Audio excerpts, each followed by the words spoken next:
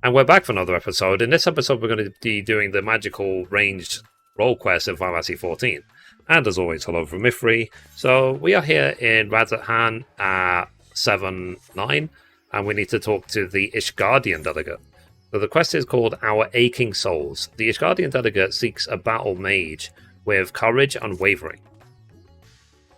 Ah, my lady Mithrie, I have awaited your coming. The phenomenon wherein men turn into monsters it's plain to say that Ishgard has not been spared. A dreaded blasphemy has appeared in the Holy See, and to compound the people's horror, the beast resembles a dragon. It is imperative that it be vanquished without delay, and that to that end we have begun assembling a hunting party. Given that fear and despair may turn our allies against us, we are being stringent in whom we choose for this duty. Yet while we have confidence in the quality of our knights, the mission would greatly benefit from the presence of a battle mage, one who can stand unflinching in the face of our fell quarry. We would be hard-pressed to find an individual who fits that description better than you. Will you not lend us your strength and skill? Sure. We are in your debt. Just a moment while I relay the glad tidings to command.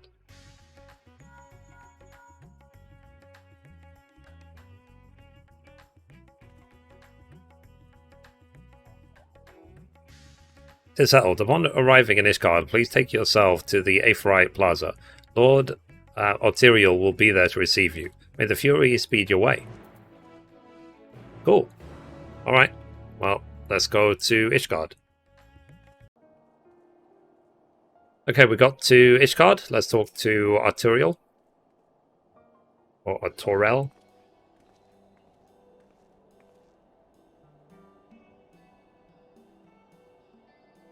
So, Mithrie, I've been expecting you. Words cannot well express how heartening it is to have you fighting beside us. Allow me to echo that sentiment. Ah, Lord Amaric. So greetings, my friend. Lest you wonder, Lord Arterial and I are leading the effort to deal with the blasphemy. With your capable self in the fold, I have no doubt that we shall succeed. Without further ado, I shall brief you on the situation. 'Twas a handful of days after the first beast appeared in Radzahan.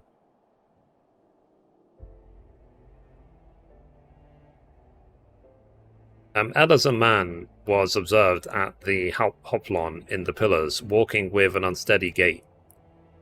All of a sudden, he buckled over as if in pain, and before anyone knew what was happening, he had transformed into a terrible draconic beast.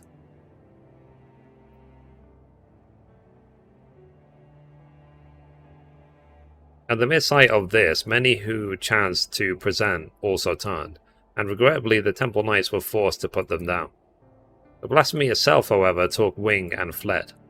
Profane Fafnir, we have chosen to call it, after the dragon man of Ishgardian myth.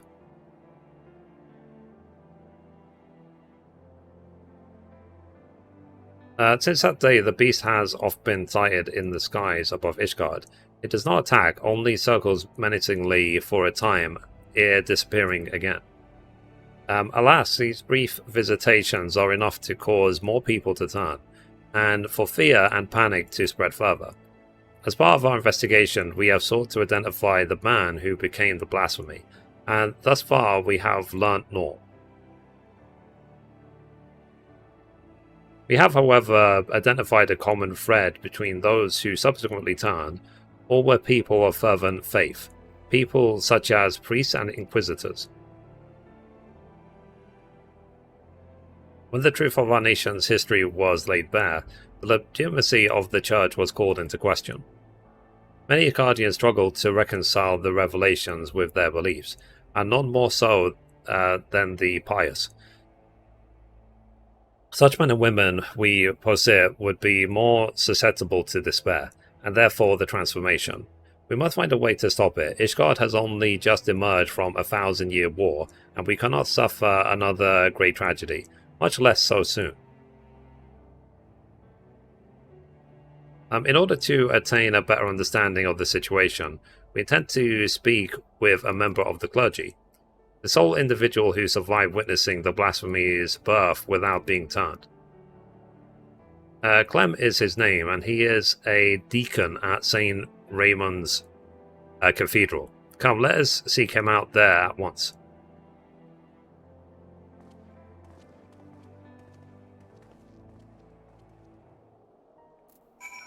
Okay, let's go to the cathedral. Okay, let's talk to Clem.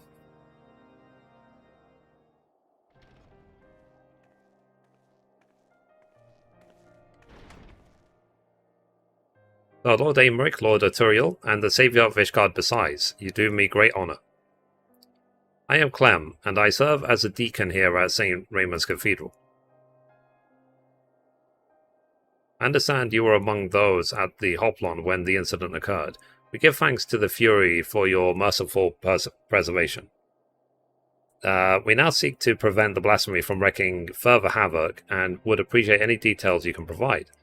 Loath though we are to make you recall unpleasant memories, will you not recount to us what you witnessed that day?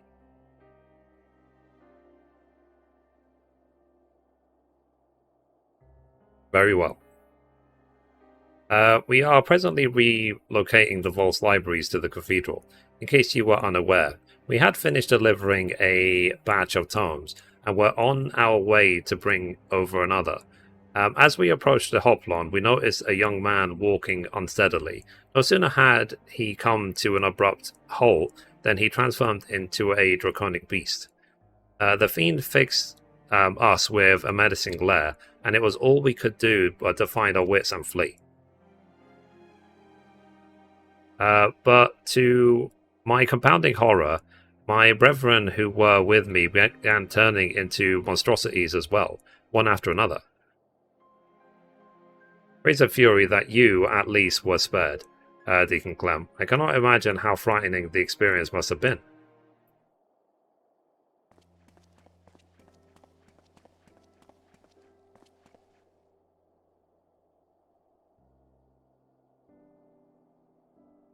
Bishop Vartinox. Forgive me if I interrupt. I was informed that our Soulward protectors were present, and wish to express my gratitude. From the bottom of my heart, I thank you for your service. I pray that we shall soon be free of this scourge. Indeed, if there is aught we might do to aid your efforts, you need but say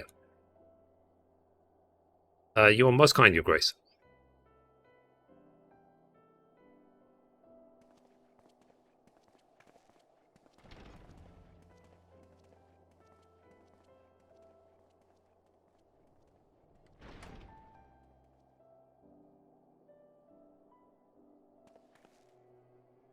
Oh, that was Bishop Vartinox, the head of St. Raymond and a member of the Synod. With the seat of the Archbishop vacant, he is in effect the highest authority in the Ishgardian Orthodox Church. This is so, yet in spite of his elevated station, he remains as kind and humble as a man as any I have ever known. Like His Grace, I would do all that I can to help shepherd our people through this uncertain time. To that end, there is a request I would make of you, if you can spare a moment to consider it. Of course, if it is within our power, we should be glad to offer you aid. Thank you.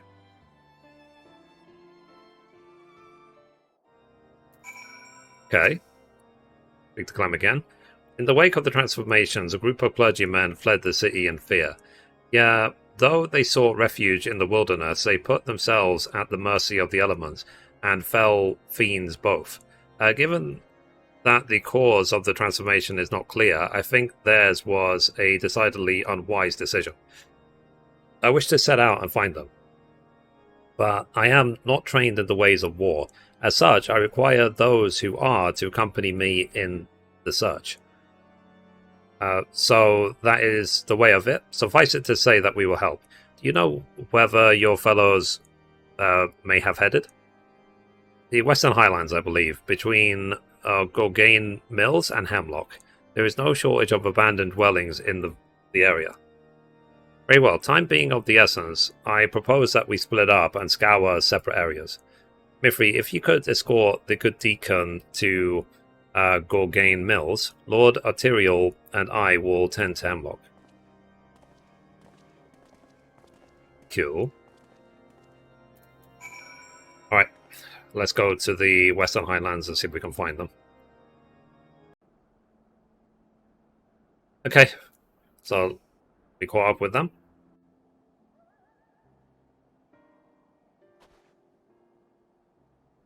You.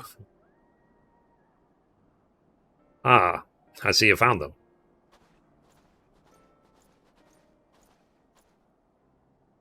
Yes, and on the worse for wear, thank the Fury. My friends, forgive us if we have given cause for alarm. We came out of concern for your well-being. Though we understand why you quit the city, we fear that you may have placed yourselves at greater risk by coming here. His Great Bishop Votonox, too, worries for your health and prays for your swift return. So please, will you not allow us to escort you to the Holy See? I assure you, you will be much safer there than in this wretched place.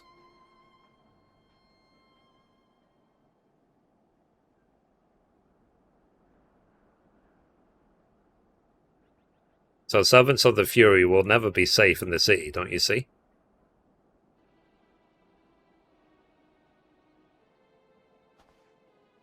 This is your fault, you and your accursed revolution.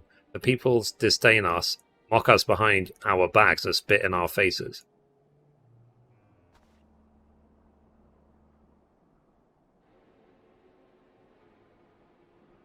And now someone is conspiring to transform us into monstrosities. Enemies of the church, I'll wager, emboldened by your deeds. So no, I will not go back to Ishgard. I'd sooner freeze to death than suffer your pity. Oh. Ah. All I have ever done was in service to her. I am a good man. I do not. She cannot forsake me.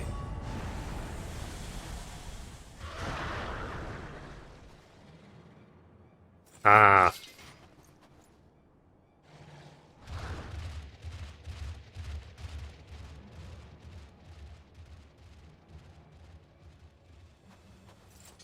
Mithrie's outfit is definitely interesting. Mithrie, we cannot allow him to harm any others. Give chase and do what you must. We will remain here and keep the others calm.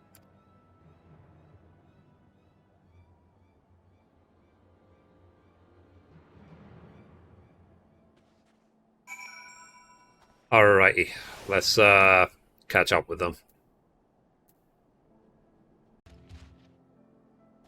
Okay, we caught up with the dragon. Deal with him.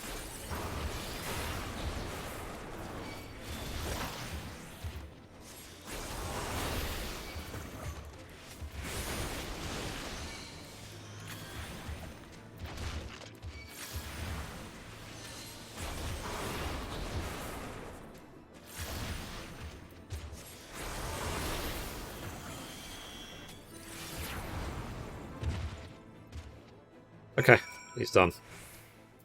So now we have to go back and talk to Amaric.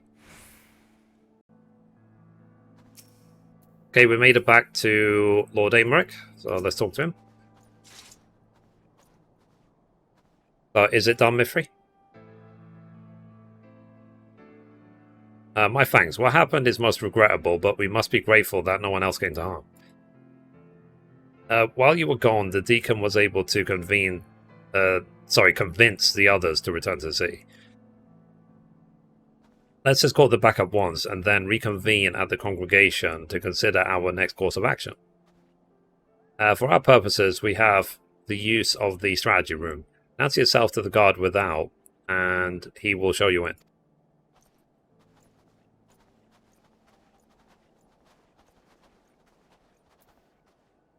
Alrighty. Let's go. Okay. So Lord Amerix and Arterials await you within the strategy room. Will you be joining them now? Yep.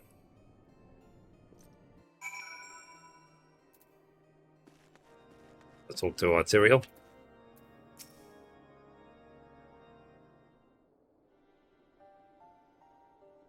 Well, lest you wonder, we have taken the clergyman to St. Raymond's to rest and recover. If truth be told, the thought that they may still succumb to despair and turn remains at the forefront of my mind. Yet the risk would be greater still were we to keep them at arm's length and deny them the comfort of the church. Indeed, from the words he spoke, that Inquisitor yearned for the days of old. Any others like him can scarcely be blamed. Since the truth of the nation's founding and the Archbishop's machinations were made public knowledge, the Church has been in turmoil. Though we have made great strides in separating religion and state, there has been far less progress in the reformation of the Church. For our faith has been everything to us, our purpose and our comfort. It's not an easy thing to reconcile one's beliefs with the betrayal of our spiritual leaders. Thus torn between their hearts and minds, many Ishgardians feel lost, and none more so than members of the clergy, whose faith was once unshakable. Little wonder, then, that most of dedicated and devout are like to turn. So it seems, but further investigation is needed ere we draw a definite conclusion. With the war's end, Ishgard has set out a new path. The choices we make now shall determine our course for the future. Come what may, we dare not squander the chance we have fought so hard to attain. Once the returned clergymen have sufficiently calmed down, I shall have the deacon speak with them, that we might gain insight into their individual plights. Good. Meanwhile, I shall take the opportunity to brief my men on recent developments. Pray take a moment's rest, my friend. You have earned it. When you are ready to continue our work, you may seek us out here. Cool. I need to remember to come to the strategy room in Ishgard. Carry on these quests. So anyway, guys, that's it for this episode. Thank you for watching, and as always, goodbye from me, and goodbye from Mithrie. Bye, guys.